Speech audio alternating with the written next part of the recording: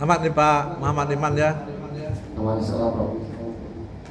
Tapi saya agak skeptis dengan disertasi ini. Bapak bicara bimbingan soft skill komprehensif,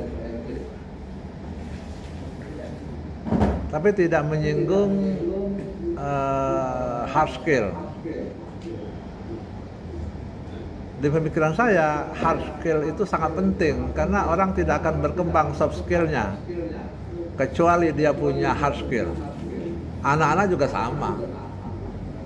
Anak-anak itu kalau dia tidak cukup matang di pilihan mata pelajaran, dia pasti gamang. Tapi kalau dia memang jago matematik, gitu, atau dia punya keahlian dalam bidang menggambar katakanlah, atau dia berani di tempat gelap, berani melihat mayat, berani melihat darah, itu pilihannya pasti lebih matang. Tapi kalau dia lihat darah aja nggak berani, tempat gelap nggak berani, lihat mayat nggak berani, pasti dia nggak akan pilih kedokteran. Nah, pasti itu. Atau kalau dia matematikanya lemah, dia kan pasti nggak akan pilih statistik atau matematik sendiri gitu.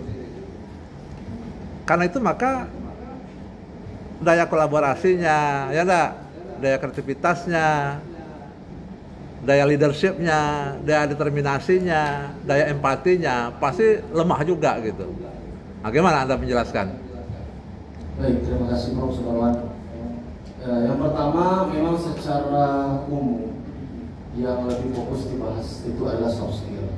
Tapi secara pelaksanaan di lapangan, soft skill dan hard skill ini tidak terpisah, memang saling berkaitan. Karena tidak mungkin kita bisa melatih soft skill tanpa adanya hard skill. Maka dari itu di latihan 3 yang saya buat di sini, bagaimana menganalisis kelemahan menjadi kesuksesan. Yang pertama, kita melihat bagaimana apa mata pelajaran yang diunggulkan, kemudian mata pelajaran yang lemah dan upaya meningkatkan prestasi tersebut.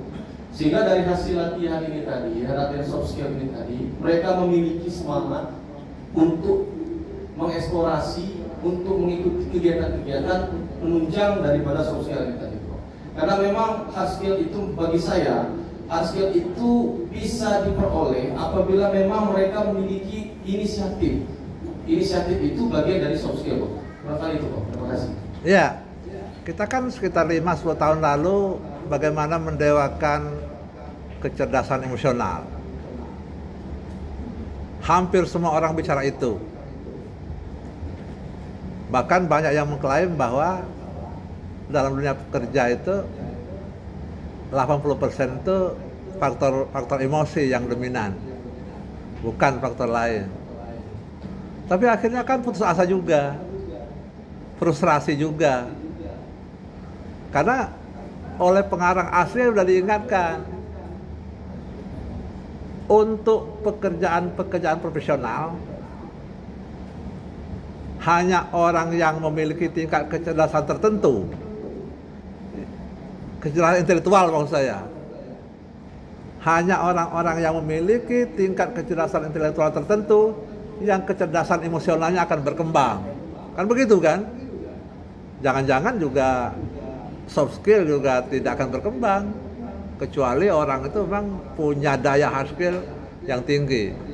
Karena itu maka di dunia nyata mengkombinasikan dimensi hard skill dan soft skill itu menjadi sangat esensial gitu. Termasuk juga yang ditanyakan oleh Prof. Sukri tadi gitu. Saya sangat tertarik itu, misalnya pelatihan pra pensiun. Tapi siapa yang berani melatih Prof. Sukri yang udah profesor gitu?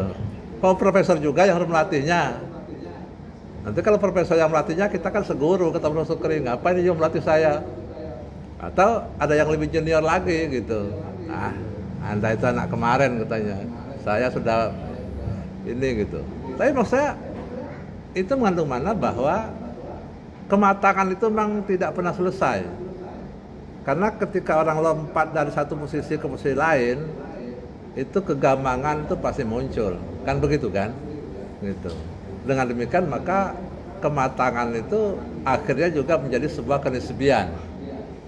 Karena ini ada faktor-faktor kontekstual yang mempengaruhi. Saya ingin bertanya kepada Pak Niman, apakah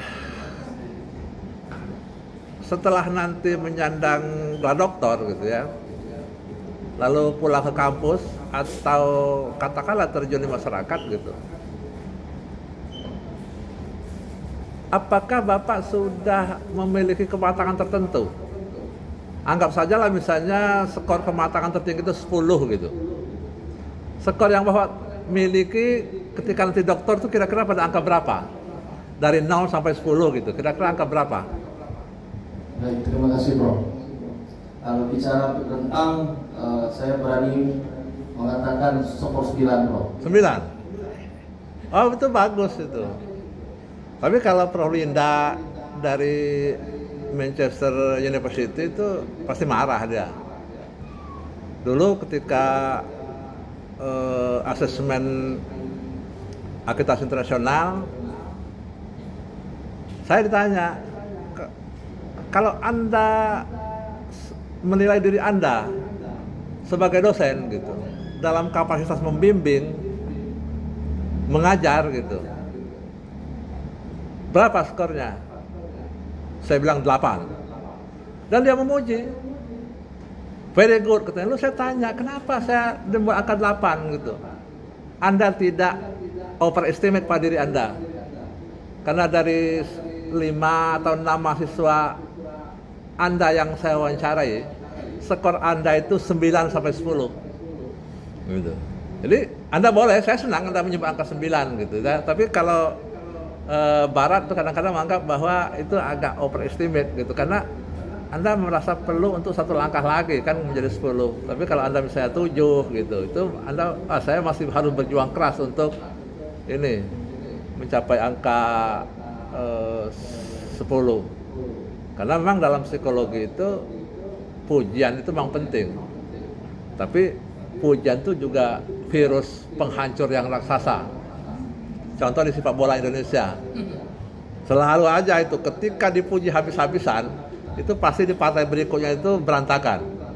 Ya, sehebat apapun juga Sintayong itu melatih gitu, karena euforia itu akhirnya berantakan. Terlepas dari makin ke puncak itu kan lawan itu juga makin hebat gitu. Kalau nanti Anda ke kampus, ketemu dengan kawan-kawan di Prodi, apa yang pertama kali akan Anda katakan? Baik, terima kasih Prof. Yang pertama yang saya katakan ketika saya kembali ke kampus dan khususnya di Prodi, saya akan memotivasi rekan-rekan saya yang saat ini belum melaksanakan studi S3. Karena saya meneliti tentang karir, maka hal yang pertama, karena saya sudah memberikan setidaknya satu contoh bahwasanya pendidikan akademik itu atau belajar itu tidak ada habisnya, sehingga saya akan memotivasi kawan-kawan bahkan mahasiswa-mahasiswa saya untuk terus melanjutkan pendidikan ke jenjang yang lebih tinggi. Itu yang pertama. Baik. Yang kedua apa itu?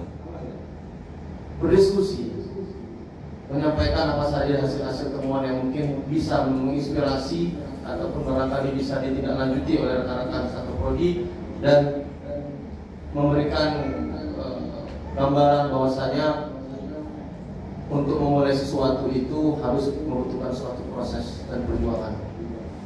Baik, nah itu menjadi penting.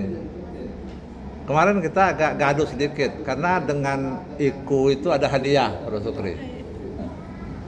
Tapi hadiah itu diminta pada malam itu untuk membeli apa dan harus sampaikan pada malam itu. Saya posting aja di grup, termasuk Pak Randy juga baca, Bu Fitri baca gitu ya. Ternyata Pak Eko juga baca, dan Pak Eko menyodorkan sesuatu. Tapi tiba-tiba besoknya itu warna kuning di kita itu. Warna kuning itu artinya usul tidak valid. Ketika di komentar di grup, loh saya bilang kami sudah kirimkan tadi malam, gitu, lewat Pak Eko. Lalu dekan komentar, kita udah masukkan semua di Google Drive gitu, tapi nggak tahu ada masalah apa sehingga sebagian kosong gitu. Terus saya jawab, kami nggak dapat hadiah nggak apa-apa, karena kami bekerja secara tulus dan tidak mengharapkan apapun, kan begitu kan? Nah, ketulusan itu yang menjadi penting, gitu. Sama juga dengan ketika S3 itu webnya terbaik. Ya, kalau Pak Randy CS kan ketika difoto ada hadiahnya. Hadiah itu nonsen, gitu. Dari segi kita, karena kita membenahi web itu tidak untuk dapat hadiah. Karena selagi orang itu melaksanakan sesuatu ingin mendapatkan hadiah, pasti kurang tulus, kan begitu kan? Tapi Anda jangan berhenti di situ. Ini PNS atau non PNS? Alhamdulillah sudah. Iya, makanya doktor itu harus menjadi syarat untuk profesor. Gitu. Kalau Anda nggak jadi profesor, ngapain capek-capek S3? Iya, gitu. Saya tidak menyindir yang lainnya buat Pak Wayan mungkin udah terlanjur gitu. Tapi Anda masih sangat muda, gitu ya. Oke, sukses.